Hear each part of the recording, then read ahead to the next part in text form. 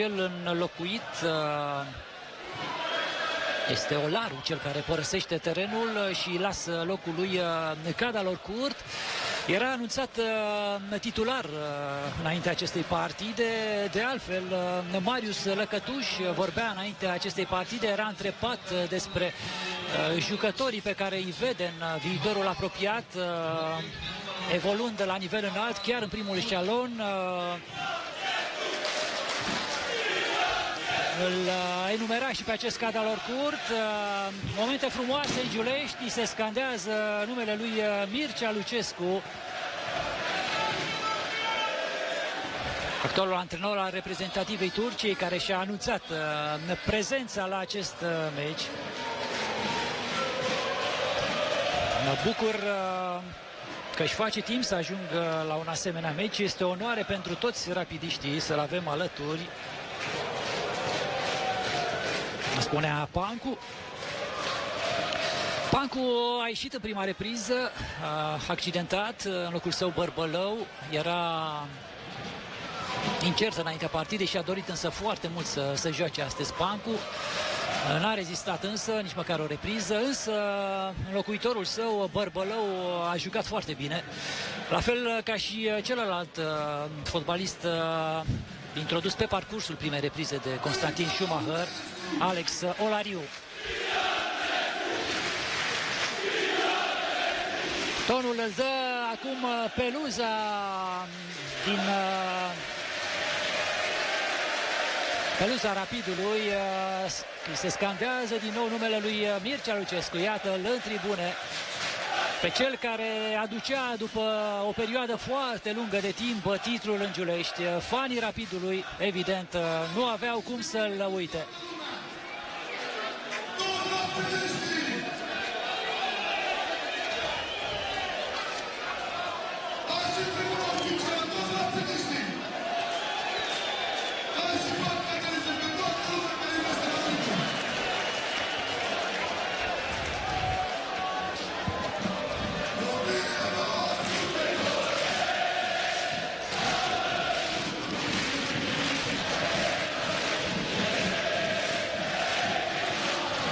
Lovitură de colț pentru Steaua. Din nou momente în care nu se mai aude nimic în Giulești. Arena, știți, va intra într-un proces de modernizare. S-a tot vorbit că ar fi ultimul meci pe Giulești. Nu este cazul. S-au făcut apeluri către fanii Rapidului să nu ia încă amintiri, scaune sau alte obiecte, pentru că Rapid va juca în continuare în Giulești, cel puțin o perioadă.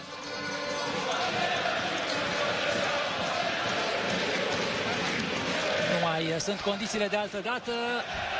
Nu există practic o cabină de comentator, undeva foarte aproape fanii. Foarte greu să mai au ceva în acest vacarm. Lovitură liberă pentru Steaua. Sunt 4 jucători ai Rapidului în zid.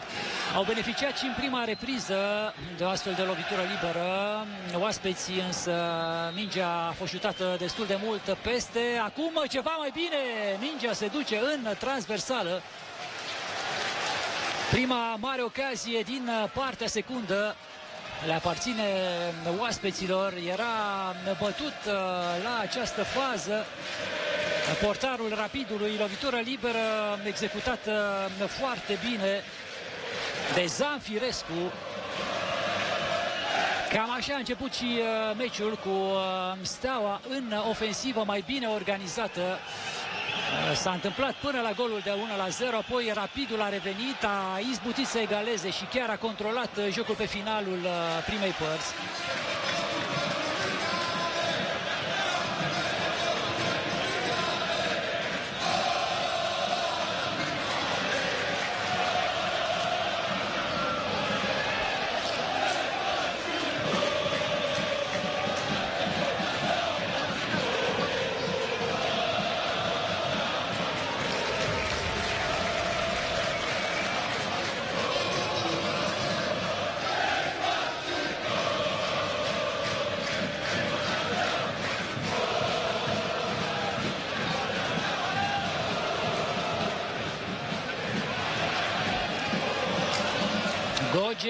reușește să treacă.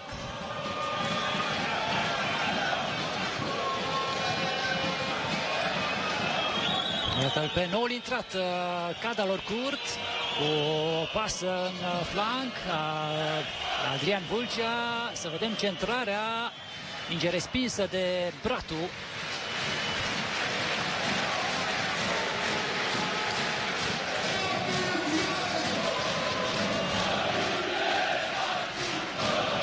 Până la golul reușit din penalti de Predescu, apărarea giuleștenilor mi-a părut nesigură.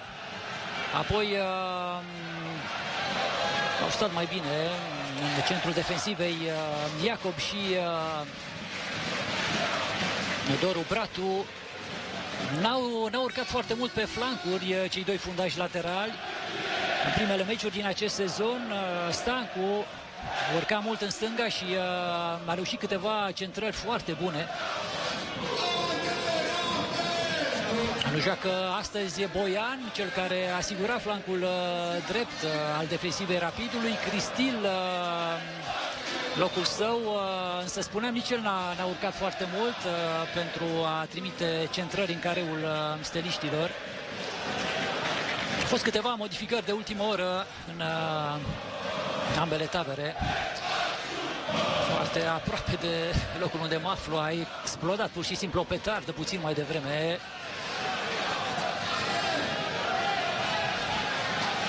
Goge cu încercare de pasă lungă pentru urcarea lui Doru Bratu.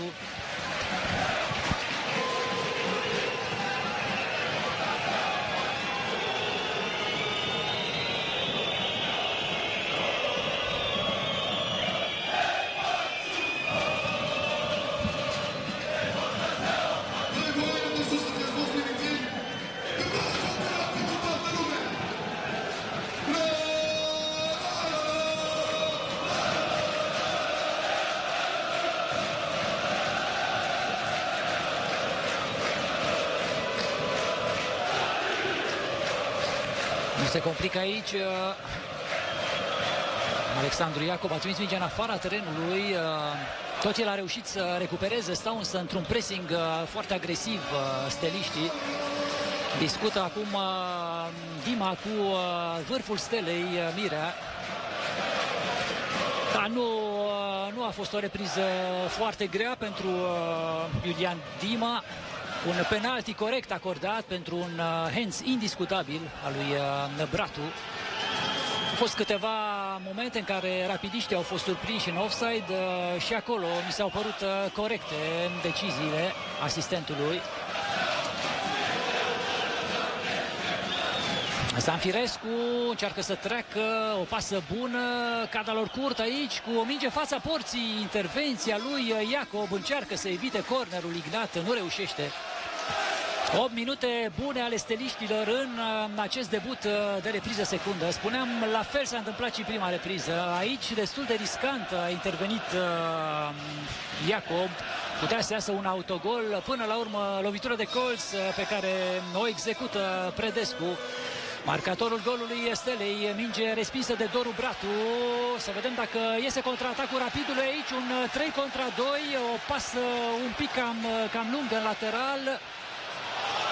Greșește însă Adrian Mitea, nici el n-a prins o zi foarte bună astăzi.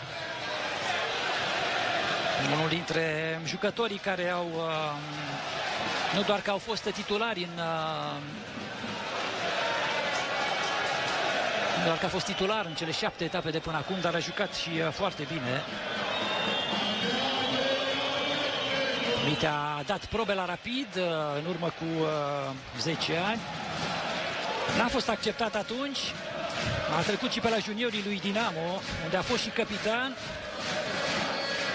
A prins meciuri și național la sub 17 ani. A fost la un moment dat gata să semneze cu echipa de tineret a celor de la Austria Viena. Încă o lovitură de colț, fără probleme, reușește să prindă Ignat, repune Rapid. Goge.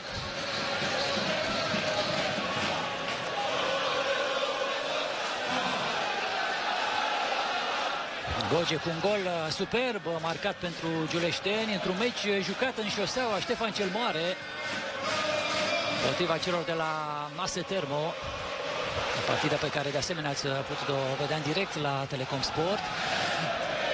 Am trecut de primele 10 minute din repriza secundă. Rămâne 1-1 în Giulești în derbiul Ligii a patra dintre Academia Rapid și CSA Steaua.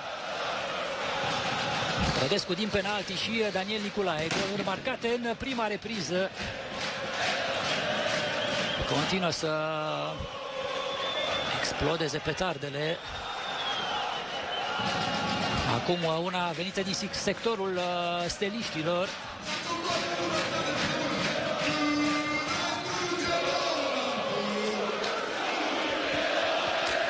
De văzut care echipă va rezista mai bine din punct de vedere fizic. Spuneam, steliștii au început mult mai devreme pregătirile. O echipă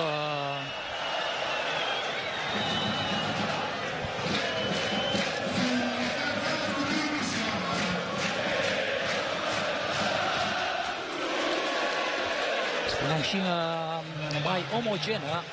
Încă o schimbare, iese Stancu, în locul său Alin Adaru.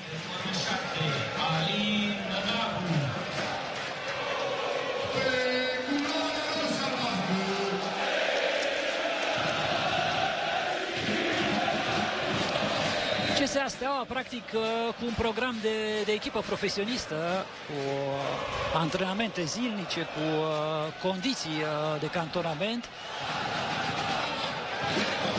Predescu spunea că în ziua meciului jucătorii se văd la teren.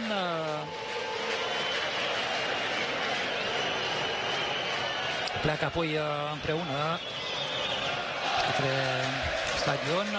Spuneam însă că e un program ca la o echipă profesionistă. Și dacă ne uităm la rezultatele pe care le-au avut steliștii în acest început de sezon,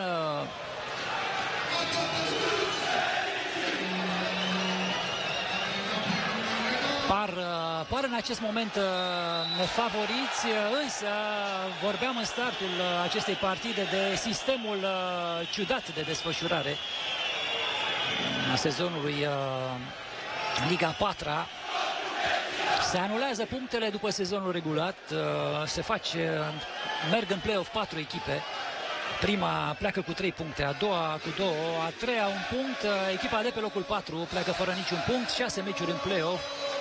În plus, înaintea play-off-ului se pot face transferuri și pe acest lucru mizează rapidiștii. De altfel, se așteaptă întăriri încă de din retur. Ionuț Voicu se antrenează deja cu Rapidul. Vasile Maftei și-a arătat de asemenea disponibilitatea de a se reîntoarce în Giulești. Un mesaj primit astăzi prin intermediul Telecom Sport de rapidiști și de la Săpunaru. A anunțat că vrea să-și încheie cariera în tricou Rapidului. Evident, nu acum, mai are de jucat la nivel înalt în Săpunaru. S-a creat însă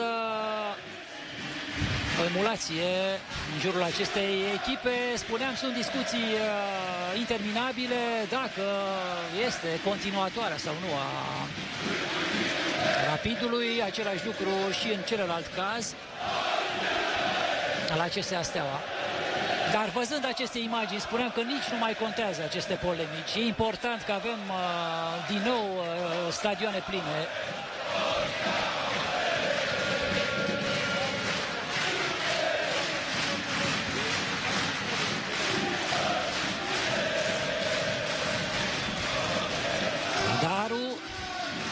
Cu o pasă pentru Goge, se închide în flanc acolo și până la urmă este posesie pentru cei de la CSA Steaua.